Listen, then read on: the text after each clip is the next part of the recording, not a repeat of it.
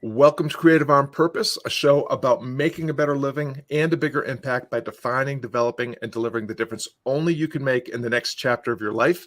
I'm Scott Perry, Encore Life Coach and author of The Art of Encore Living. If you're ready to play your game and live your legacy, visit creativeonpurpose.com to get started now. Hey, let's introduce our guest, Dr. Jeff Spencer. So thrilled to have you with us. Please tell our viewers who you are, what you're up to these days, and where can they go to learn more about you and the difference you're making.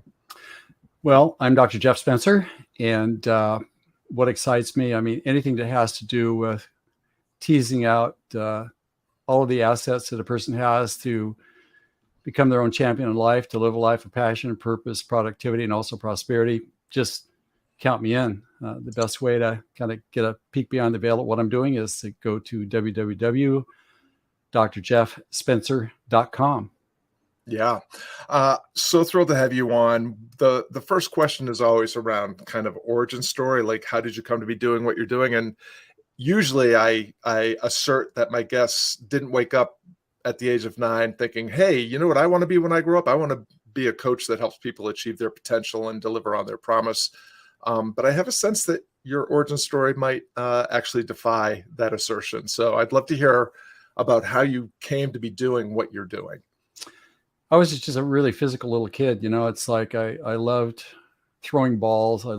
My grandfather had actually a cannonball that I converted into my own shot put. And so anything that was physical, I was all for it. And I saw the Olympics on television. I said, I thought that would be just awesome to walk into the stadium in the opening day parade. And that was my ambition. And then when I was 11, I showed some amazing talent on a bicycle. Like, wait a minute, you're 10 years younger than these guys. You rode 25 miles for the first time. They're tired and you're not. There's something weird about this equation here. And I said, well, maybe that's how I'm going to do it. So I was very fortunate. I had 3 angels that came into my life that enabled me to become an Olympian. And my first angel was my cycling coach who chose me, and he brought me into his training group. And he said, Jeff, I train with a group that I've created. There are Olympians here, Olympic medalists, and there are world champions. You're invited to come and listen in and train with us. I'll tell you what to do for your training. But if you have it within you to be a champion, then you will understand the conversation that we're having. Mm-hmm.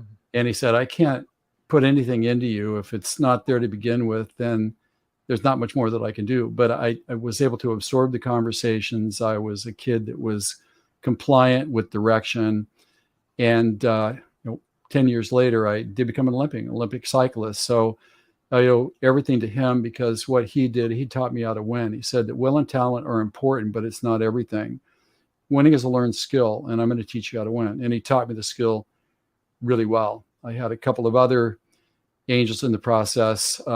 One was a Shakespearean actor. He's a playwright. He was a university professor. He was an Emmy award-winning person that they did a film about his creative philosophy on. And he chose me to be his apprentice to help him create his glass masterpieces, hot glass art. So it was sort of odd. Olympian athlete becomes an apprentice to a master artist. And so I was able to absorb that. But what I really got from him is that during our breaks and during lunch, he would tell me, I need to fill you up, Jeff, on classic poetry. I need to fill you up on the classic literary works of history. I need to teach you about classical music, which I had the ability to absorb and take on, which I did. So I can't underestimate the importance of that, because where the Olympic coach crafted my body and my tactical mind, he was able to shape my creativity.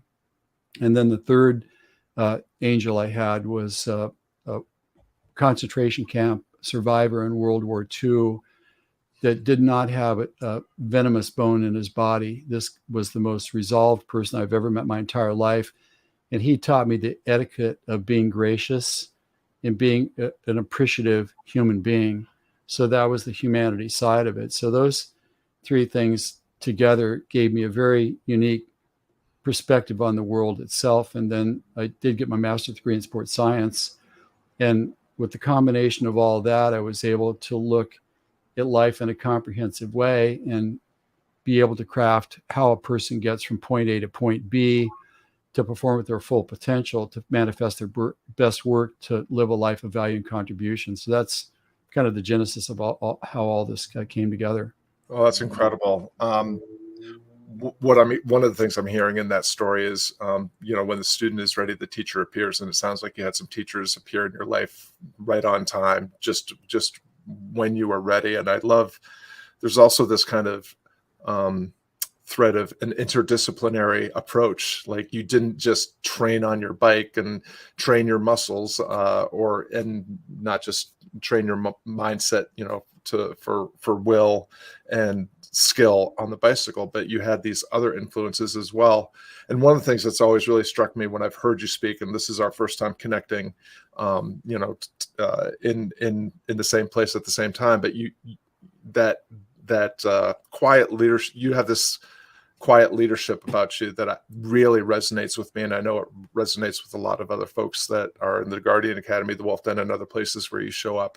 And I'm guessing that in part comes from those teachers that you were talking about. Well, I think, again, the teachers awoke something that was inside me that was already there. And when you look at the composite of mind, body, soul, and each of those mentors and angels that I had contributed vastly to that. And so it made it kind of an interesting cocktail in terms of how I experience and how I view and how I respond to life in and of itself.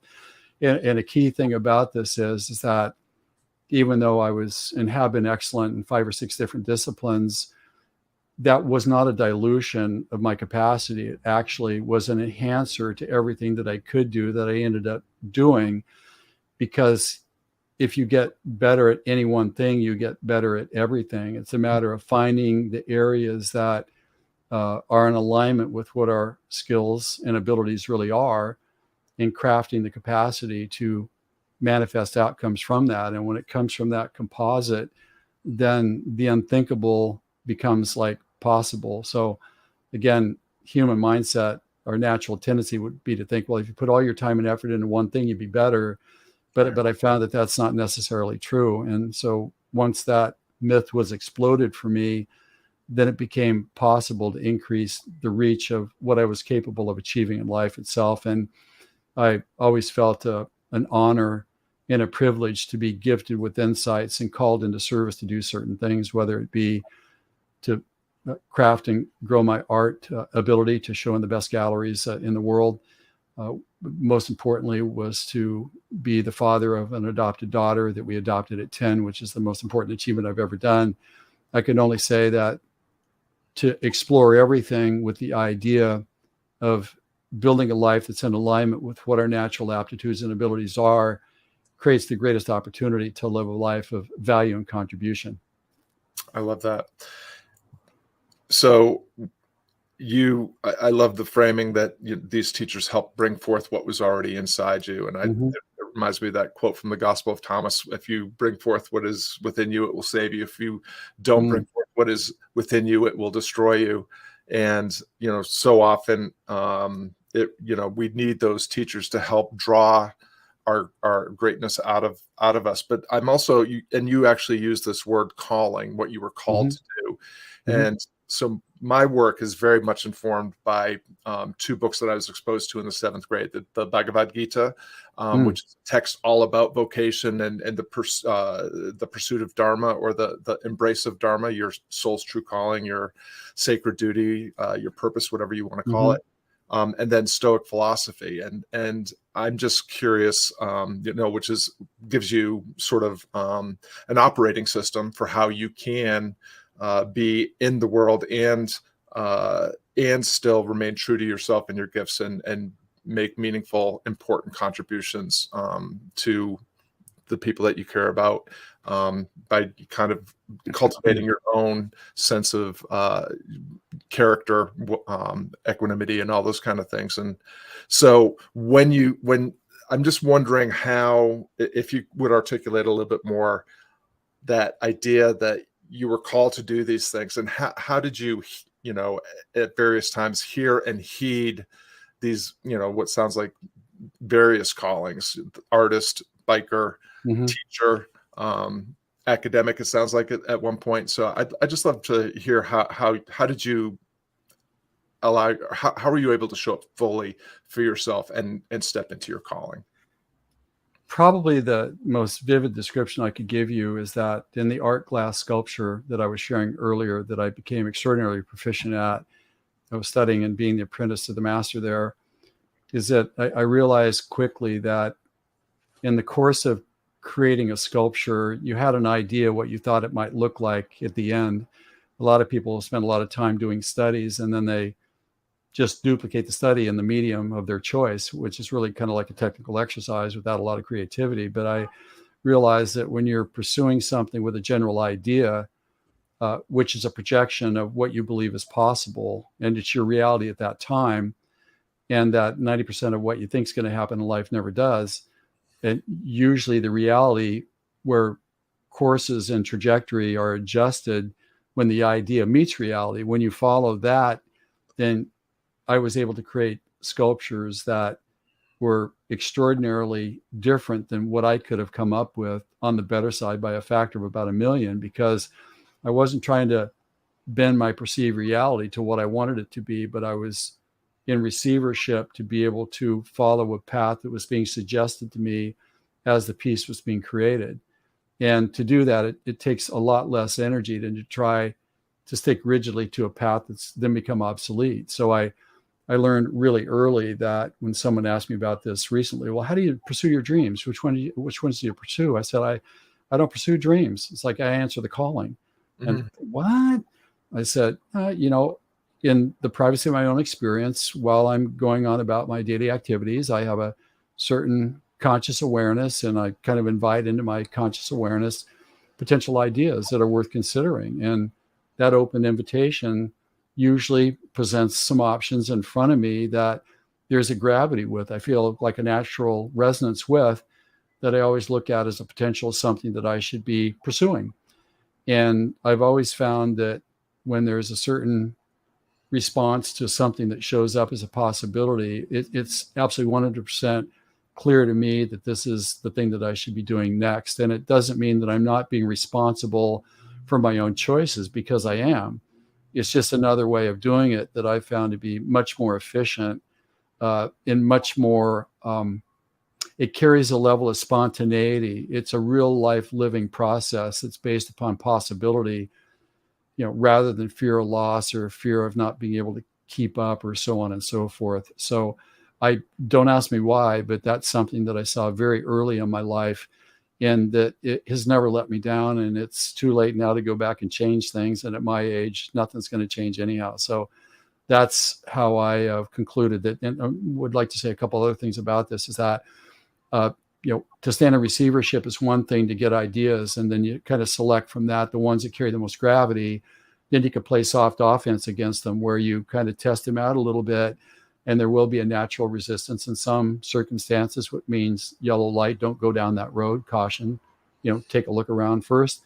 But if you get like a green light, meaning that there's no resistance to following this path, then I follow it as far as I could take it, because I feel like it's a bit of an honor ritual to be able to take something that's gifted to you and take it all the way into the end zone. I found that has always worked really well for me. And the other thing I'll say to this is that there's a certain another side to this, which is the restraint side.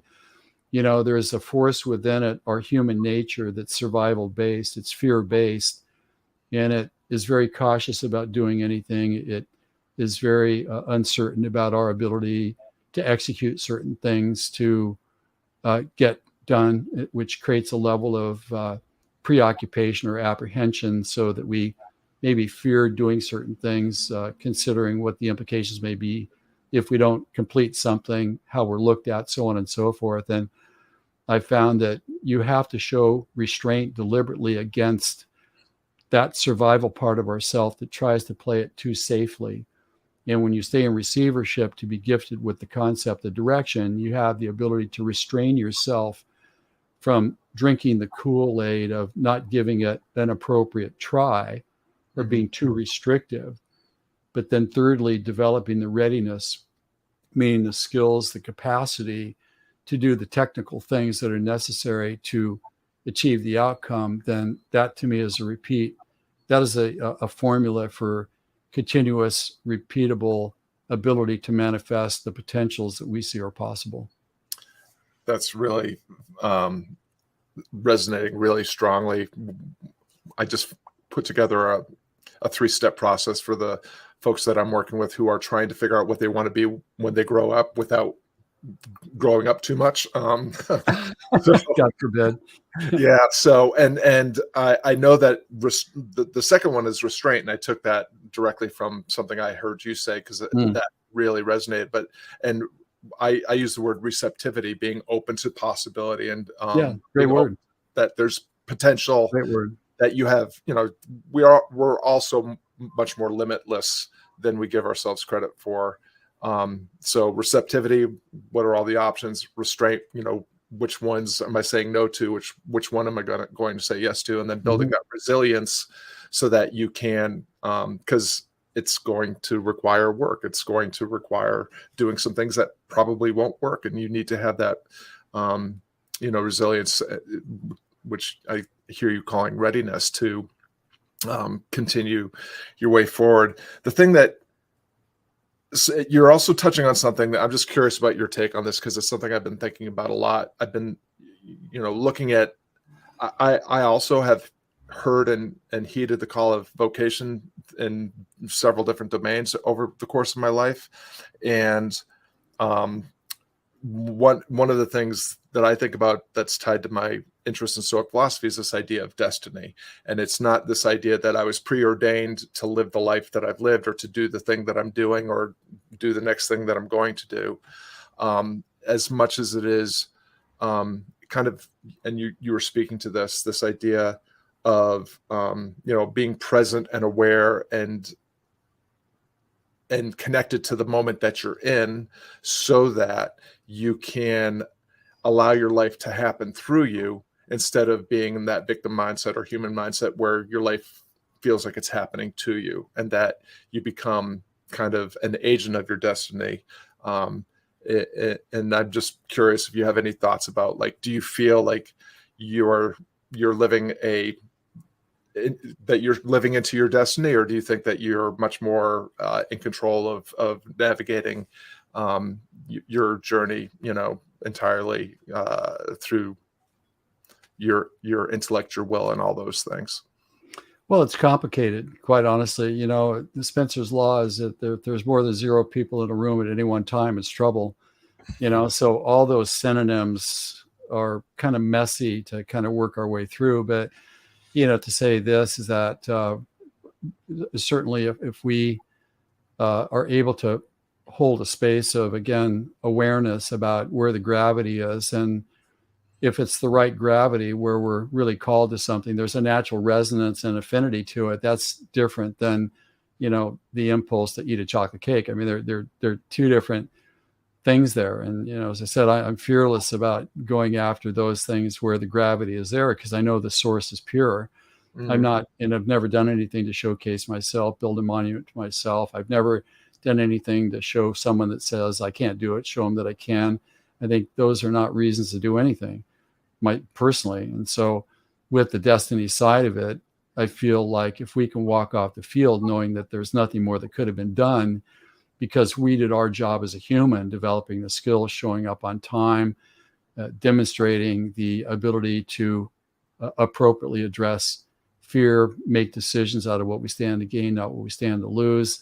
Do we value our difference as our most important asset, rather than comparing ourselves against other people? I mean, if we can do all those things, and I think the sum total of that for sure is that, can we walk away from anything saying that there's nothing more that could have been done, especially like at the end of the day, where we feel like we deserve our night's sleep, we deserve our dinner because we put an honest day's work into it. To me, that's a really important thing. And, as I said, the predestiny thing, maybe, I don't know. But I also feel like pushing too hard, too fast out of fear to build a world out of safety and acquisition, so we feel better, where we feel like we've got all the bases covered. That's more of a defensive life, in my opinion. And, I think playing life too defensively is really not a good place to be, because we're automatically blocking the channels of insight that can give us ideas that we could never previously have considered possible from showing up in our consciousness. So again, testing the waters to see what comes back, again, I think is a really important thing, but also to take stock of what our assets and our abilities are. I feel like if we try to create a life out of dreaming about something where we don't have the assets to get there, it may take a while to figure out the fact that this is not going to work. And it's like, people think, well, I can be and do and have anything I want. Well, not exactly. I mean, not in and of yourself. I mean, you could do it with a team. You can do certain things by yourself, but there's other things that need to be cultivated to broaden the scope and the capacity to get from where you are to where you'd like to get to. So in another sense, none of us win alone. We do need people, places, and things to support us. And if we develop the best of what we've got, and we can combine with these other things that allow the seemingly improbable to happen, that to me is a person that's been able to figure out like the magic secret equation to live a life of validation and contribution. I love that. And it rhymes with kind of the conclusion that I've come to, is because it is a big discussion in the Stoic community, is, this whole idea of destiny and fate and all that. And what I'm hearing you say is ultimately it really doesn't matter, because what actually matters is the intention and integrity of my efforts, the quality of my choices and my actions. And it speaks to our mutual friend Nick Peterson's idea of the process is the shortcut, and to which I would add the process is also the reward, because that's really, the Bhagavad Gita says you are entitled to the fruits of your labor. You are entitled to your labor, but not the fruits of your labor. Mm-hmm. So it's about, if you pay attention to the process, the rest of it will kind of sort itself out much of the time. There's so many things I want to ask you, and we're running out of time quickly here, but I do want you to speak to human mindset and champions mindset. But before we do that, you've mentioned creativity several times. This is obviously a show called Creative on Purpose Live. I'm always, you have been involved in creative endeavor with your art. I also hear very much that you are a practitioner of the art of living. You are crafting a way of being and doing in the world that is having a huge impact on the people that are fortunate enough to collide with you in your work. Do you have a way that you think about or define creativity? Well, creativity to me, first thing that comes to mind is having the courage to be able to take action on what's been revealed to you to be true. It doesn't matter whether it's the locker room or the boardroom. We all have our ability to look at possibility. And then it's a matter of looking at the possibility and perhaps adjusting it a little bit and figuring out with the tools that we've got, what can we do with the substrate in front of us, the empty canvas, right? Or what do we need to get to perhaps take what we see to a higher level? And the fact that we are gifted with creativity, ingenuity, and curiosity, those should be a clue that we have capacity to take ideas and manifest them in 3 or 2 dimension in the particular dimension that we currently live in. And I feel that we should always test the hypothesis by giving it a try, but scale it in a way that gives us a fair chance to demonstrate our ability. You don't go for too big, too fast, because you may talk yourself out of confidence in self, not because you don't have it. It's because the aspiration was too big to begin with. And to me, the ability to manifest is a learned skill that doesn't come naturally to people. And once we learn the skill of it, then we can increase the number of and the significance and the magnitude and the impact of those things that we choose to pursue and to manifest. Well, that's a perfect setup for you to share a little bit about the human mindset, because what I'm guessing is that the things that don't come naturally to us are because our human mindset is oftentimes conspiring with, and often we are complicit with, allowing it to get ourselves in our own way. So I'd love to have you articulate a little bit, what these two terms mean in your work, and how you help people step into that champion's mindset, or champion mind. I'm sorry. Well, there's an inherent conflict in the human species, and I think if we all kind of reflect on our life, we're being pulled in two directions. Should I do this? Should I not? Continuously about everything. Should it be vanilla or should it be strawberry?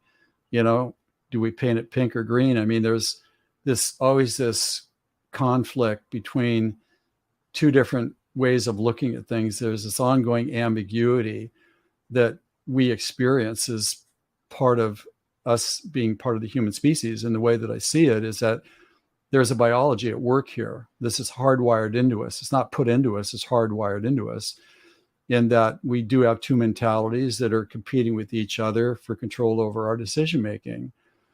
The very first thing that we have when presented with the set of circumstances is what I call the human mindset, meaning that our survival biology, we do have a survival biology because the first requirement and impulse is to survive, because if we don't survive, then excellence doesn't matter because we're not going to get there anyhow. So we do have hardwired into us. It is part of our biology. It's irrefutable that there is something that pre-exists that is looking at every second, both psychologically, emotionally, and physically, to make sure that we survive.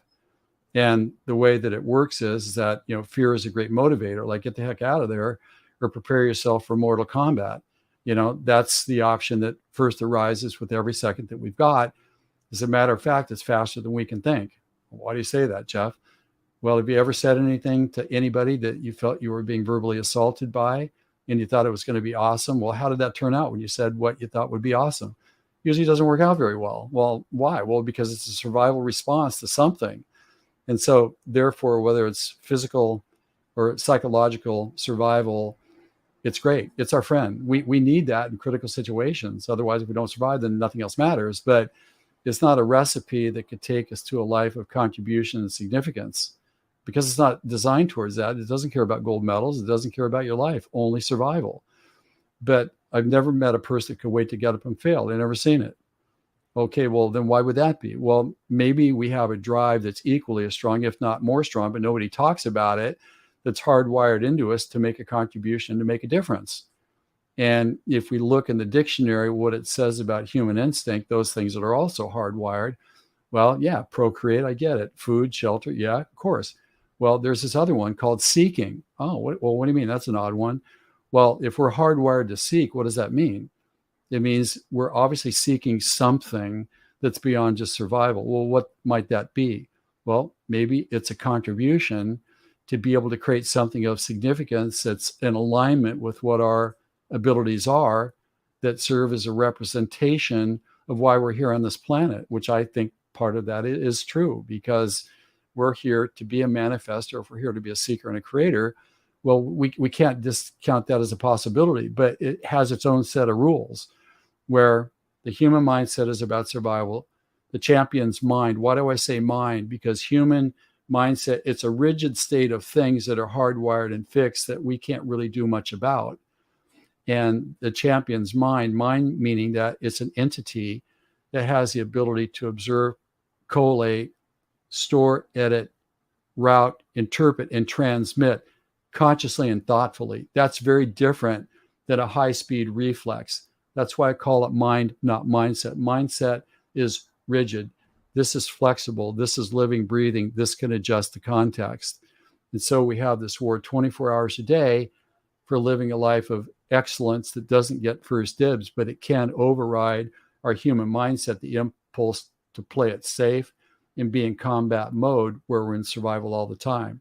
Again, if you're coming from survival, which is your first dibs, and people say, well, that's just me, and the experts say, go with your first impulse. Well, I'm not so sure about that, because if it's your human mindset and you identify that with you, when it's not your creative best, that comes from champion mind, then we're identifying, as a matter of fact, that's the real imposter syndrome. It's not the other imposter syndrome that's in pop culture now. So again, we can see that there's an inherent conflict here. And so what I do know is that the things that we do are the things that matter. It's not just the things that we think. And so if we're going to, the other thing I wanted to say here also is that everything that's good in life requires energy be put into it and it be consistently applied to maintain it. Otherwise, it starts to atrophy and wither, because the human mindset, our biologic impulse for combat, fight or flight, fear, is always on 24 hours a day, and you can't shut it off. And it's not a psychological parlor trick that's there because somebody put it into us. That is a real living part of human biology that's undeniable. Again, it can be our friend in survival situations, but it's not a recipe for success. So again, if you want to live a natural life, well, then just live through your impulses. That's fine. Well, good luck.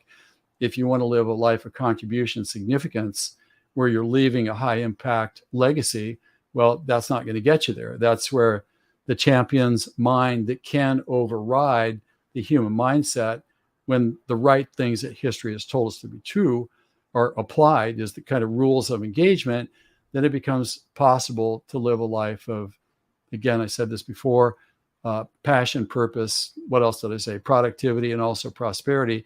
Then that becomes possible. And so that's the way that I see it. It's the eternal battle that we all live with day in and day out. There are no exemptions. I don't care who you are. I don't care what your status is, what people think about you in terms of, notoriety, the sizes of portfolios. Could care less. There's a certain reality there that kind of just is, and there are no free passes, and there are no exemptions from that battle. I love that framing, because in a way, it allows us to understand what's going on without blaming ourselves for what's going on, because 100%. It's biology and evolution have programmed, it's hardwired. We can't undo that just through the power of positive thinking or anything else. Correct. But if we recognize that we are, that we are creatures that seek the status quo and safety, and we are creatures that seek and strive at the same time, like we're both of those things. Correct. And we get to decide which edge, when we're in our champion's mind, we get to decide which edge we need to lead into with a little bit more intention and integrity, so that we can move beyond that kind of fixed mindset, that survivalist status quo mindset.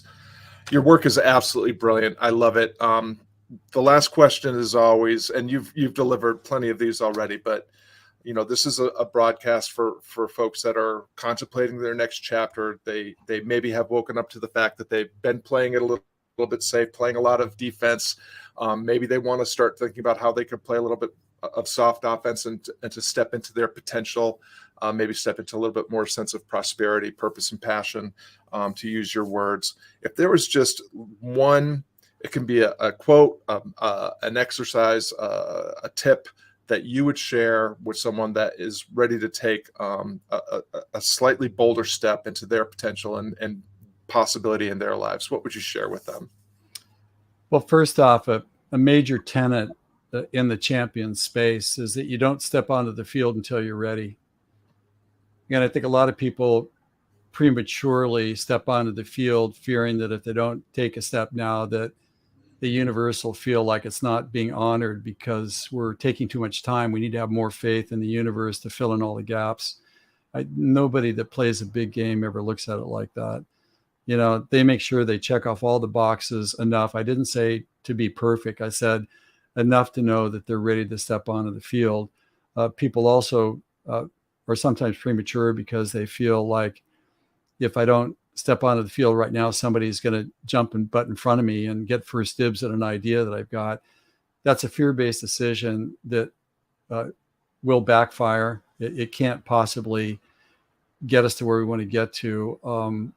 Another reason why people have a tendency to jump too fast is everybody thinks, well, if you're stalled, then you got to think bigger. The reason why you're stalled is you're not thinking big enough.